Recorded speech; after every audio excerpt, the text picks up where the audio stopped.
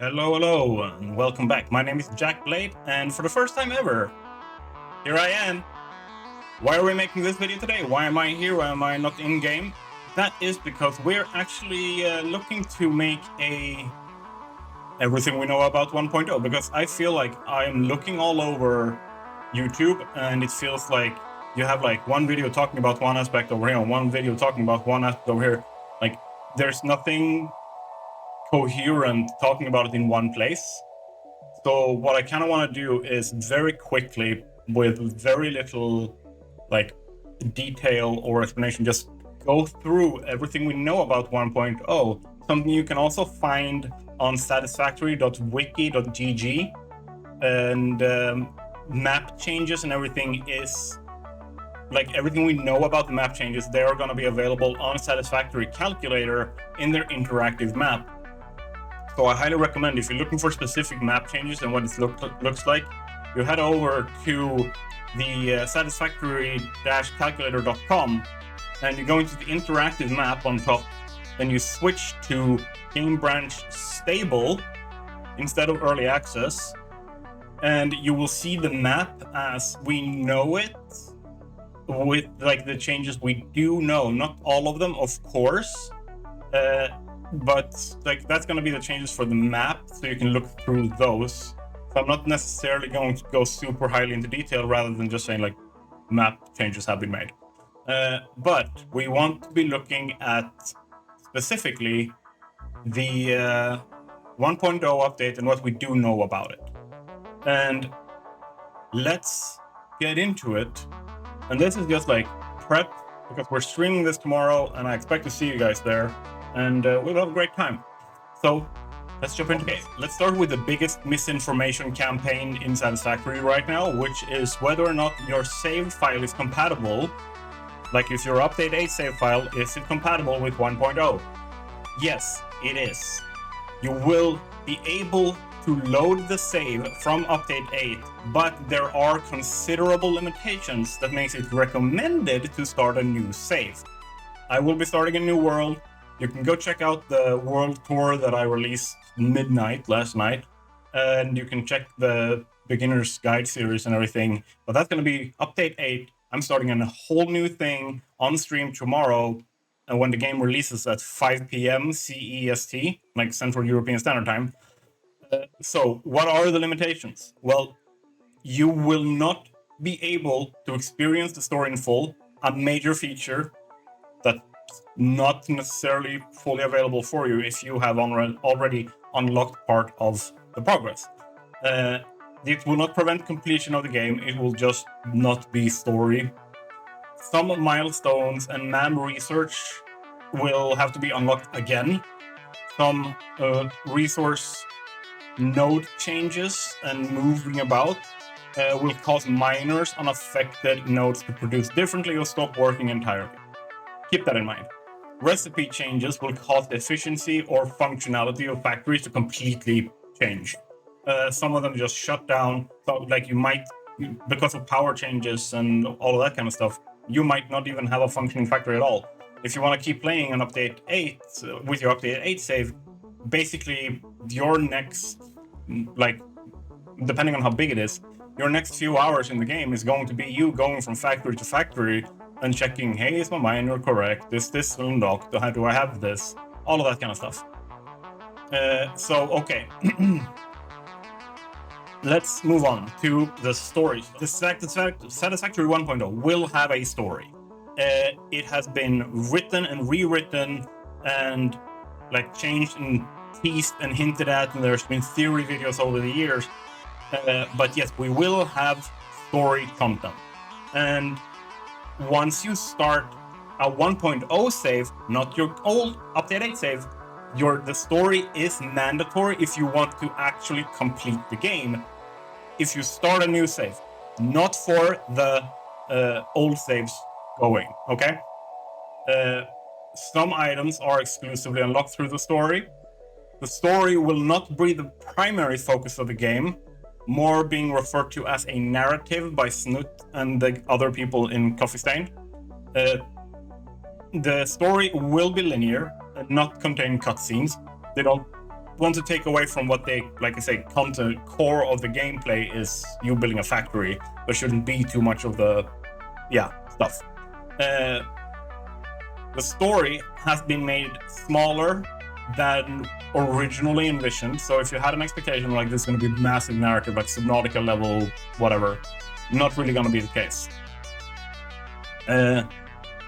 All story dialogue is recorded in the codex, so you can access it in the future. The use of SAM, Mercer Spheres, and Summer Sloops will be properly implemented. However, Mercer Spheres and Summer Sloops will not be story items, as previously stated. They have recanted on that, but will have some relevance to the narrative, and they have a purpose in the game. We'll get to that later. The characters of Katarina Parks, the CEO of Fixit, and Steve, Katarina's assistant, are not being added to the game anymore. When using multiplayer, all co-op players will see the story whenever a milestone, project assembly phase, like the space elevator, or man research is completed. Other individual story elements will only be revealed to individuals based on proximity. So if you don't want to get spoiled, 1, don't go watch a stream. 2, don't play on a multiplayer server unless you're this is a co-op thing, we're just playing all of us and we all want to experience the story. Okay, let's move on to the next part, the space elevator. The space elevator, phase 4 originally being the end, it was designed to be a placeholder and is now titled propulsion instead, and it's being changed and reduced the amounts required to complete, because before it was 4,000 assembly director systems, 4,000 magnetic field generators, 1,000 thermal propulsion rockets, and 1,000 nuclear pasta. That is now going down to 500 assembly director systems, 500 magnetic field generators, 250 thermal propulsion rockets, and 100 nuclear pasta. That's a lot more doable than what we had before. Then on top of that, we're getting a phase 5 is being unveiled, containing a new hub tier 9. Besides the story, most of the 1.0 update is within the late game, so this isn't necessarily stuff that you will encounter in the first few hours. This is after, if you consider okay, I've finished the game in update 8, now you're accessing phase 5 tier 9 kind of stuff. So let's just go over to that and talk about the milestones. Tier 9, which is the last tier in the game, features the most complex production chains. You're looking at nuclear power being the starting level of the complexity of those production chains. It features new buildings and recipes to craft the final space elevator parts, along with ways to convert resources, create power shards, that's a nice one, and use plutonium waste to make a new power source. So no more plutonium waste, we can actually fully utilize the plutonium thingy. We can do the whole nuclear power without ending up with a shit ton of extra material, so to speak, in the world. Then we will have new alternative recipes that, of course, are linked to these kinds of things. And with that said, we're going into MAM, the molecular analysis machine, and what that is entailed. So the MAM, we're looking at hard drive resource specifically, because that's the important bit. You would think, right? But no, it's everything in the MAM. And MAM is arguably just as important as the hub research or hub unlocks. They've added a new tab called the hard drive library. The library allows storing scanned hard drives without immediately choosing a reward, meaning you can go and find all the hard drives, unlock them, and then just wait until you need a specific thing and just go, hey, now I need this thing. It's very nice, and there's a note here. It allows inexperienced players to search online for help about which reward to pick without having to feel rushed. This is really, really good. And advanced players like moi and Total Eclipse and other people with thousands of hours in the game we can pick our awards, our alternative recipes a lot more strategically. So we can store multiple hard drives in the library. We can also reduce decision paralysis by only having 2 unlocks, and then we can re-roll if we need to. Then on top of that, we have the alien organism research has been renamed. It's now alien megafauna. It's classified phenomena research. It's the new alien tech. Alien tech being its own. It's classified phenomena. It's alien tech.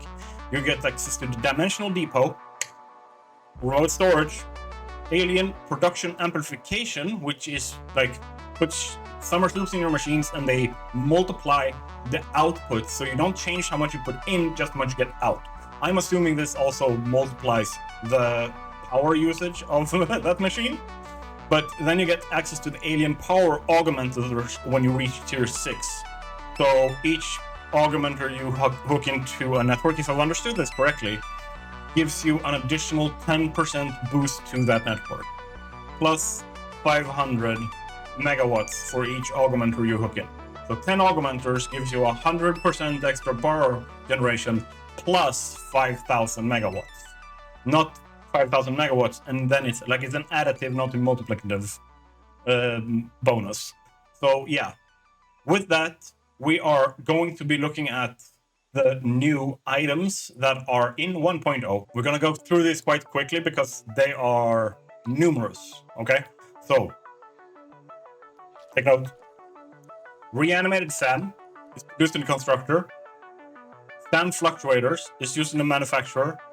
And these are kind of like SAM, what is it? Like strange alien matter is the name for it.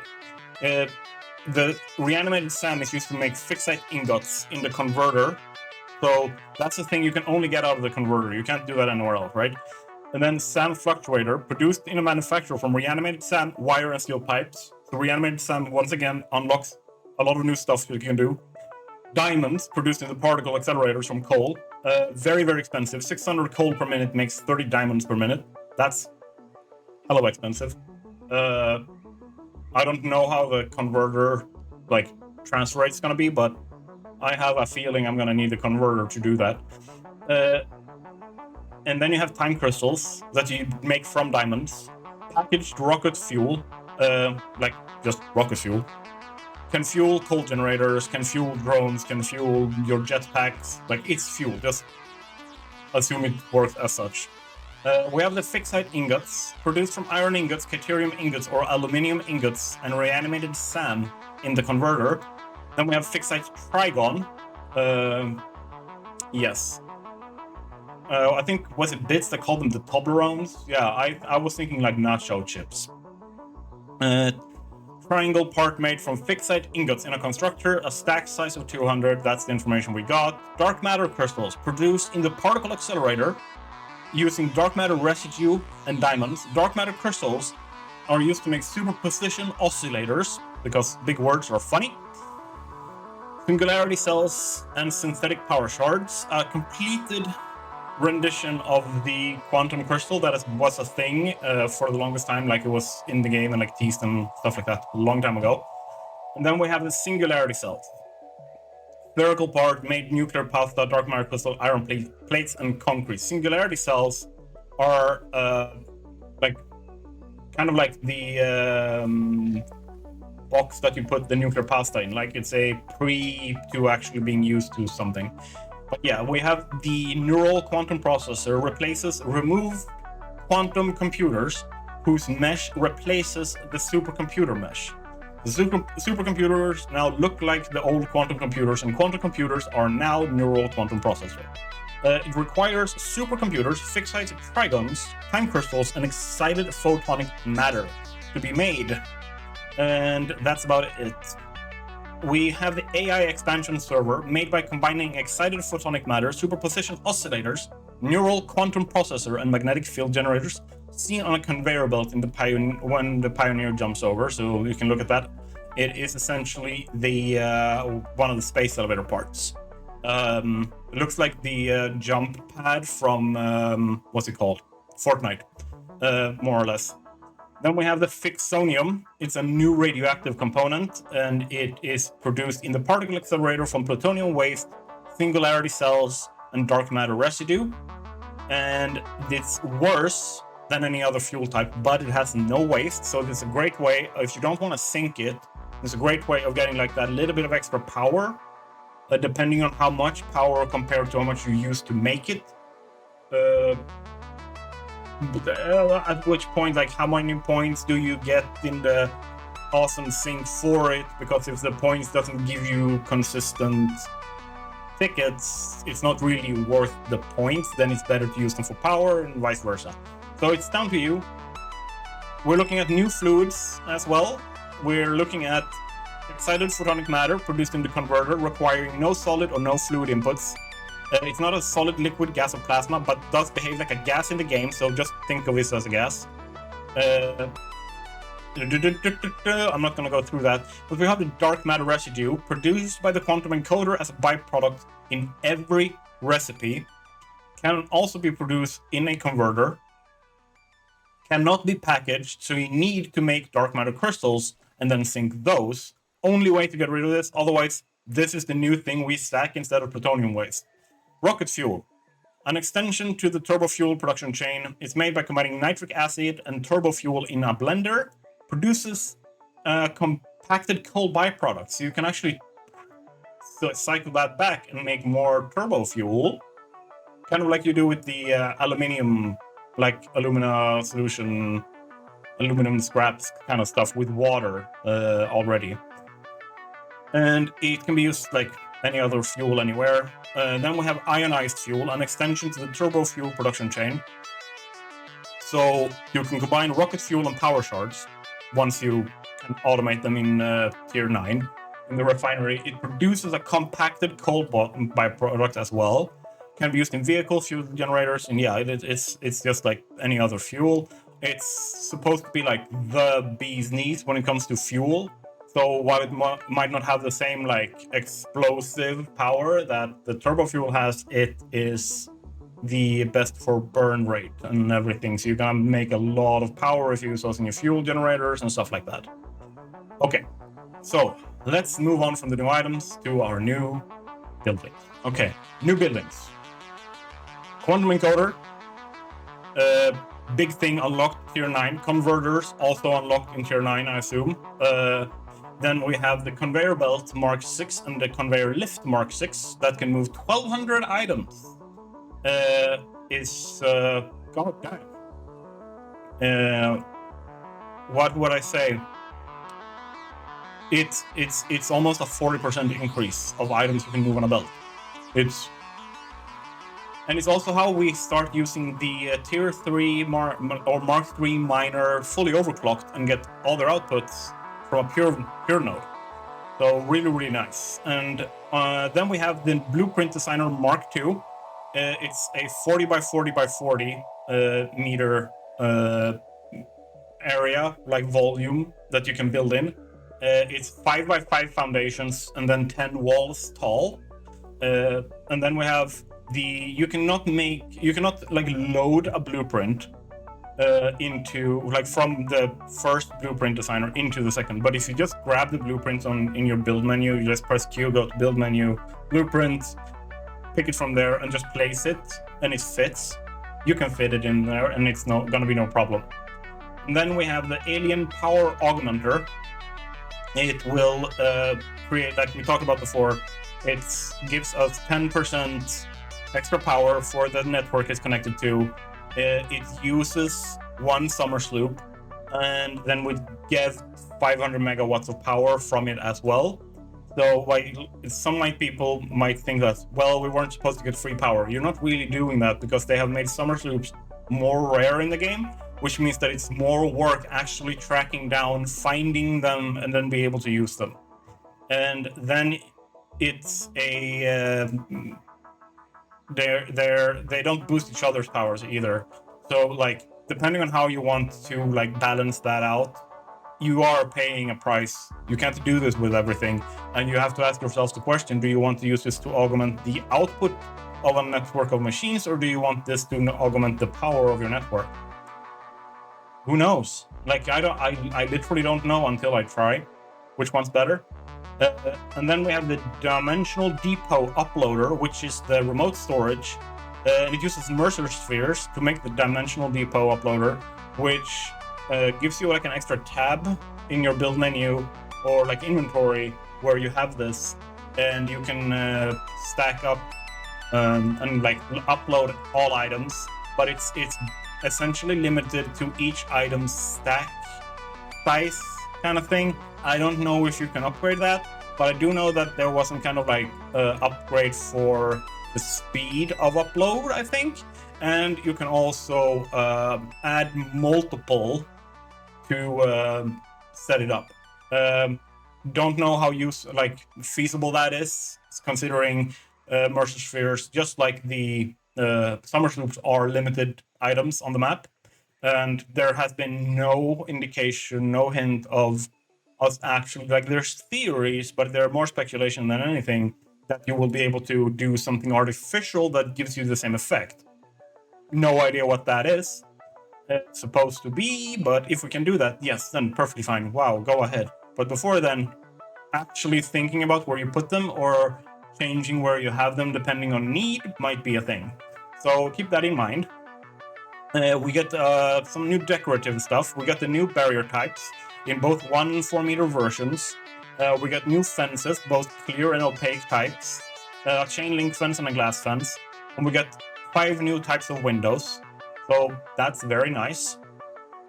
This is gonna be a long video. I can feel it already. Okay, we're going into item changes, not new items, old items that are changed. What has changed?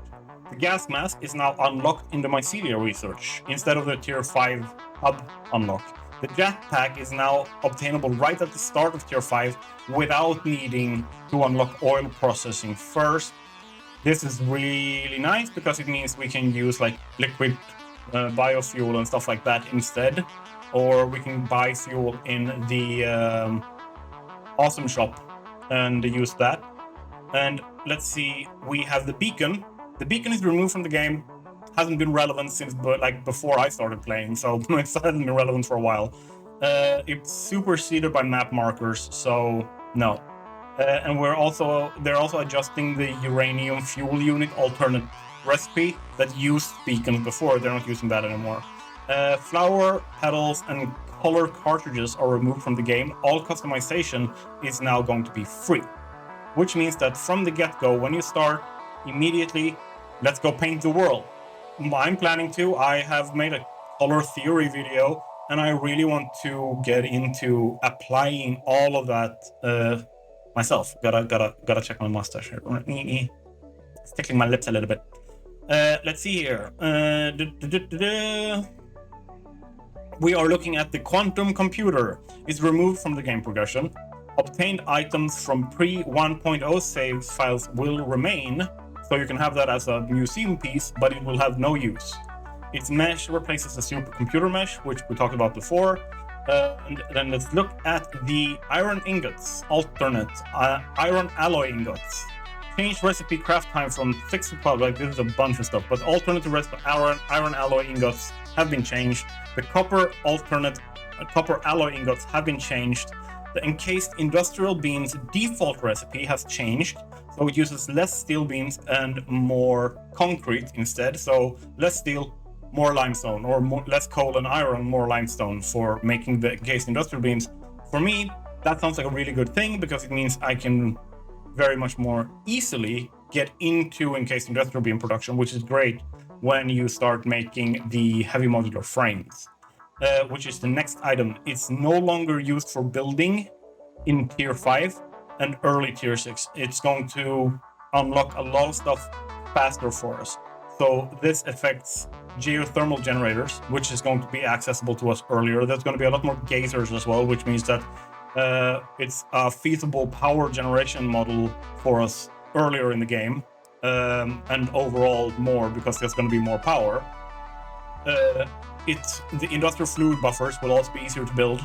The exact buildings wasn't necessarily mentioned, but the default recipe has also changed here.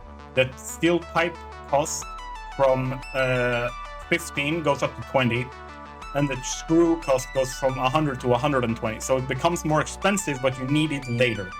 It's more likely you already have a functional, like, inter-factory logistics system, so you can actually transport enough material without having to rebuild everything from the ground up before you can make trains and stuff reliably, and trucks.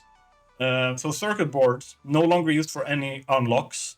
The computer is no longer used for building in early tier 6, now instead only used to unlock tier 7 milestones. The default recipe no longer uses screws. Changed circuit board costs from 10 down to 4.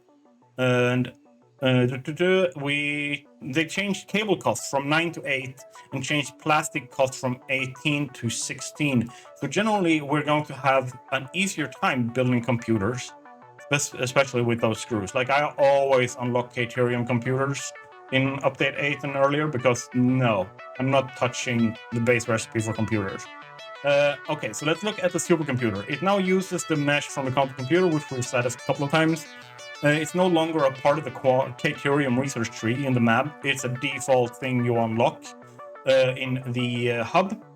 The default recipe changed the computer cost from 2 to 4, so it's twice as expensive to make.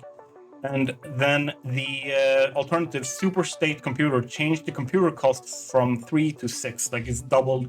It's assumed, not shown by the way, like that it's twice as expensive in terms of computers to make the supercomputer. And then we have the radio control unit. The default recipe changed computer costs from 1 to 2, twice as expensive. Adaptive control unit, also twice as expensive in terms of computers. Magnetic field generators removed the battery costs. Now only costs versatile frameworks and electromagnetic control rods. So that's really nice because batteries are a how do I put this? A real pain to have enough of in endgame. Especially with like the limited sulfur stuff. With the converter we can like get around that, but yeah, now easier to make the magnetic field generators. Electromagnetic control rods are now no longer used for unlocking anything. Very nice. Uranium fuel rods. The alternative recipes have changed. Super precision oscillators is now automatable. We couldn't do that before. It wasn't used for anything either. Sorry, let me correct myself there. There was, I think, 1 or 2 hard drive, like the crash pods, that you needed the super precision oscillator to unlock. It's made in the quantum encoder now, using excited photonic matter outlet aluminium sheets, crystal oscillators, and a dark matter crystal. The hard drive has a new UI icon. Bacon agaric, new look for that. It's gonna look even more like bacon. SAM ore is renamed to SAM, removing ore because it's matter, it's not ore. So it's now from what is it called? Let me remember this. Strange alien metal to strange alien matter. Like that's the renaming thing there.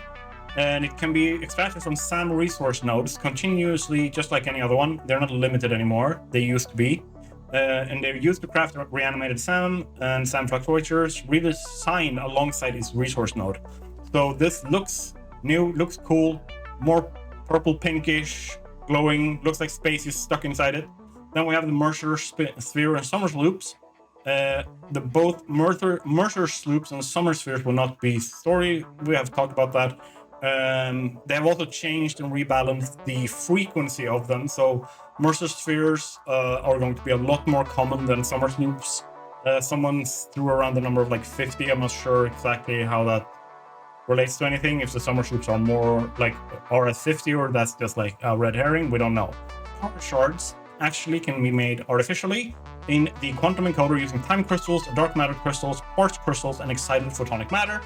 And other recipes and alternative recipes have changed. We don't know exactly about everything, so we're gonna have to look around and learn as the 1.0 releases. And then we're going into the building changes because for some reason we are not done. Okay, for the building changes. The fuel generator, let's start with that. It's moved from the tier 5 milestone logistics mark 4 to its own milestone. So fuel generator is its own thing. It no longer requires computers or heavy modular frames, neither to build nor to unlock. Power output is going from 150 to 250 because it means you need less to make more power. Fuel liquid by fuel burn has gone up from 12 to 20. The turbo fuel has increased from 4.5 to 7.5. But it's still on overall efficiency increase. It's still a buff because of the 150 to 250.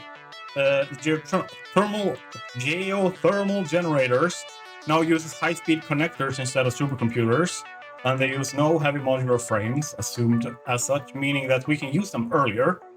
Biomass burners now has conveyor belt input, so you can semi-automate them. Awesome. We don't know if this also relates to the built into the hub biomass burners that you get from finishing the tutorial. Trucks are now unlocked in the tier 5 milestone logistics mark 4. They no longer require heavy modular frames or circuit boards to build or unlock. It's assumed, not shown. Explorers likely no longer requires heavy modular frames to build or unlock. Once again, assumed, not shown. Electric locomotive, freight car, train station, fluid freight station, and path signals no longer require computers or heavy modular frames, neither to build nor to unlock. Meaning, trains are now available earlier in the game. Be careful, they are power hogs. Remember that. They will drain your power network if you are not careful. Just because you can build a lot of them doesn't mean you can drive a lot of them. So, particle accelerators no longer require electromagnetic control rods needed to build nor to unlock. Blah, blah, blah, blah. Let me just drink here a little bit. Programmable splitters now uses AI limiters instead of supercomputers. Oh, damn, thank you. Means I can actually use them. The hub is redesigned, has a new interior featuring a houseplant visible from its window. Redesigned hub terminal UI. The MAN is redesigned, featuring new animations, also new UI. Drop pod has a new look. The particle accelerator has a new sound. The drone can use any package tool. This is probably,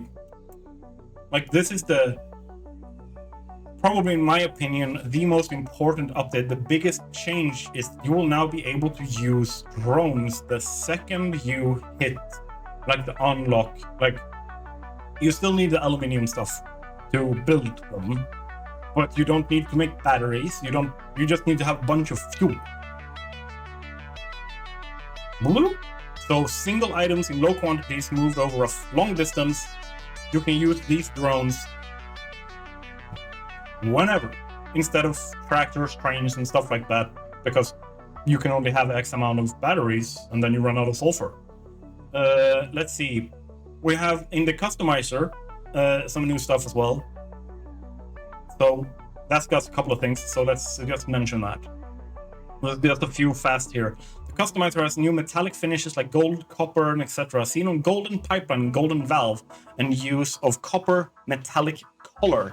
So there's a few of them. The foundation patterns will be free, removing the cost of customization. Let's see, Ada, the AI thing that talks to you. Every Ada dialogue has been completely rewritten and probably then also re-recorded. Ada's dialogue window has a new design with a new logo. And then we get into biome changes. So there's, the best way I can put it like this is there's not going to be enough changes for it to actually be wow, brain breaking, but I don't mind that.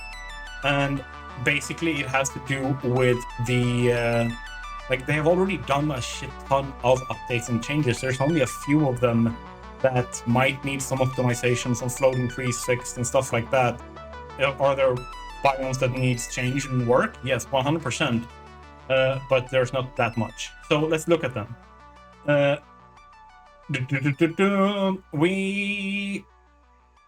think that they actually made it so that the world border will allow people to go to Paradise Island, and people who knows what that is and want to go there, yay. It's essentially the island on top or on the other side of the Golden Coast waterfalls, then big waterfalls that's just by the grass fields. On the other side, this little island. You can go there. So you can build and use the entirety of Paradise Islands. Let's see, they're planning on reworking a ton of stuff. So like, this is not necessarily coming in 1.0. So let's move on.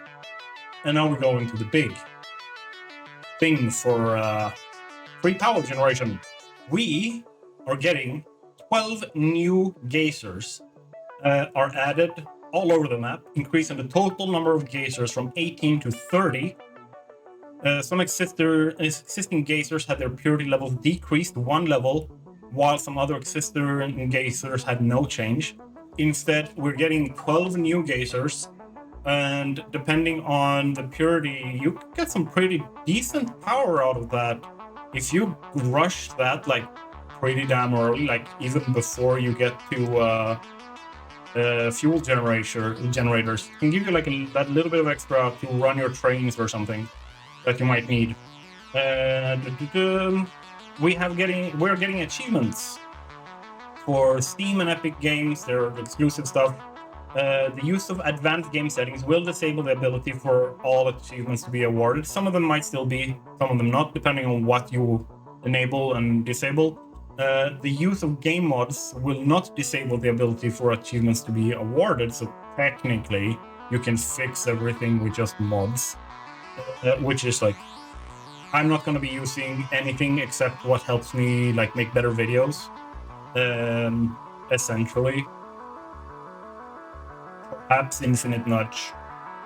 Perhaps.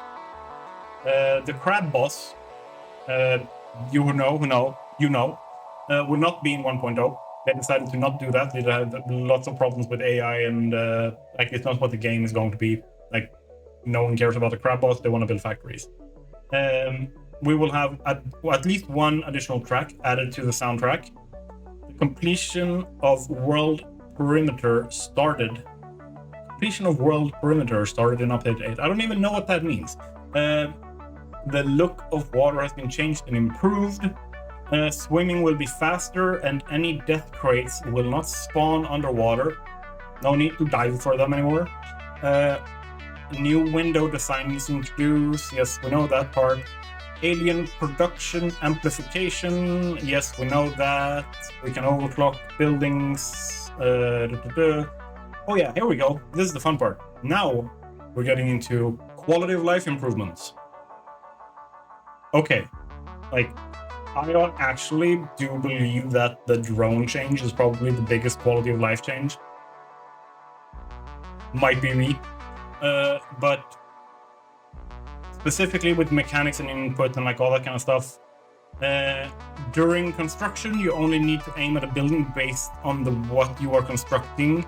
The game will automatically select the proper connection, input or output, power connector, etc., to connect like belts and stuff too. So instead of having to like finagle and like, oh yeah, there's the conveyor input or output to aim at it so you can snap with your belt or whatever, that's gonna now just do itself. Guidelines, when you hold left controls, have changed. They will show a green line for inputs, a red line for outputs. They'll show a blue line for center mass when aligning building to building. Inputs and outputs will show a moving dashed line showing direction of items or fluids will travel, which makes it easier to like differentiate between different kinds of lines. Before they were all just green lines regardless. We have conveyor belt build modes. We have a straight mode that now autocorrects and gives us the perfect 90-degree turns without having to go and finagle and place down belts and count 1, 2. Now I can place and then I can drag. And now I have the, yeah. It's not been implemented for pipelines yet, but once 1.0 drops, if you go to the QA site, you can go in and leave feedback respectfully, saying, hey, we would love to have this in pipes, and it might be implemented. railways can use the left control to get straight railways. It's not a build mode, just click with left control and you automatically straighten up on a railway line. We get chainsaw modes, so you can go from area mode to single mode. So if you just want to remove a single piece of foliage or tree or whatever, for like an environmental control, if you want that as part of your design, that's now a thing. You can do that. And let's see here. We are moving on to some more technical stuff. What is the more technical stuff? It is optimization, specifically. 1.0 will include several game optimizations. The colliders for various types of foliage has been removed from vehicles, which will result in the inability to destroy most smaller foliage by driving a vehicle over them. And that collision check, I assume, is like part of it. Conveyor belts and pipelines, individual segments, will be pooled into one instance groups, thereby reducing the CPU computational load. So belts and pipelines are now optimized. I don't know how this actually changes things mechanically, actually doing things in game. That's why I haven't made certain like tips and tricks videos, because those tips and tricks might not work in 1.0. So I am basically waiting with those until I can test and see whether or not like belt merging and stuff like that functions or not. We'll see. The rendering of shadows will improve by use of bigger instance pools, allowing for faster computation. Certain buildables that don't produce items nor are interacted with by the player, called lightweight actors, are being converted into data-only objects. I'm assuming this means something. This will result in faster game load times, quicker saving times. Okay, that's really nice. I don't know if you know this, but like every time the game auto-saved for me in the Beginner's Guide series, it was a solid like 1.5 to 2 minutes save. Like I could go to the bathroom and come back and it was still saving. I would rather avoid that. So yeah, that's really good. You will have smaller save file sizes. Okay, that's good. That's good. Overall reduction of U objects used in game. Common examples of data-only objects are foundations, walls, railings, stairs, etc. Oh, that's awesome. That means that the foundations. Okay, so detailers and builders rejoice. We will be able to build a lot more with foundations, walls, railings, stairs, and etc. without it killing the game. Yes! All the machine animations in the game will be processed in the GPU and use vertex animation instead of standard animations. Apparently, they were not like processed in the graphics before. I don't know, or it was a different kind. Other optimizations include memory improvements that will lower the VRAM required for everyone. So that's good for all of our graphics cards. Scalability improvements, making changes from a lower setting to a higher setting or vice versa, is better. Unreal Engine 5.3, which comes with some performance improvements due to Epic fixing some issues that was in Unreal Engine 5.2, and also had the benefit of fixing some game crashes that players were experiencing. Upgraded upscalers, both NVIDIA Deep Learning Super Sampling DLSS and AMD Fidelity FX Super Resolution FSR has been upgraded to their respective latest versions. I mean, yeah, okay. I don't use it. I have a 30 series, so I can't use the good DLSS. But like for me, it would be better for me to read here like, hey, we can actually use Lumen better, because I want to play with Lumen in 1.0. So, but that might be something they've done. We just don't know about it yet. So I'm not going to read through this because they are just super technical stuff, and I don't care. It's dedicated servers. They have gotten a massive facelift. So keep that in mind. If you're playing on or want to host a dedicated server, you're going to have a lot better time. And you can use the advanced game settings for dedicated servers as well. And it's easier to set up server configuration settings. So generally, multiplayer, go right ahead. It's going to have a lot more stable, less buggy, crashy, getting kicked, like frustrations happening. So yeah. And then the most important, absolutely the most important update in the entire game, we will now be able to flush the toilet in the hub. And the animation for the flush will be a clockwise direction. We now know all of the stuff in one video, in one place, right here. Instead of having to go all over YouTube, you can just check this video out, send it to your friends. You will know everything. And if you look around on the screen, like over here, so you can see that I am not going to go around promoting stuff. You can just take that as it is. And I will see you guys tomorrow. I'm gonna start streaming at 4:45 p.m. and I'm going to be streaming until like 11 or midnight.